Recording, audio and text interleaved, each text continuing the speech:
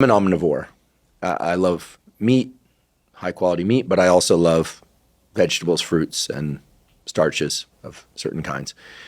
But I have friends who are vegetarian, vegan. Many of them eat a vegetarian, vegan diet that includes a lot of fiber. And you're saying that the fiber itself can trigger the gut microbiome to synthesize the essential amino acids that ordinarily would come from meat. But you also said, if I recall, that if there's a small amount of protein, so not zero protein, but a small amount of protein in there, then we crave more of that food in order to try and get compensate that protein. Very interesting, because this is the first thing that to me squares the argument based on the observation that, or the hypothesis that we are essentially amino acid foraging machines, and that complete proteins in the form of meat, fish, chicken, eggs, etc.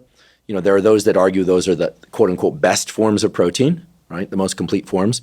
But there are many vegetarians and vegans who seem to thrive on a vegetarian vegan diet.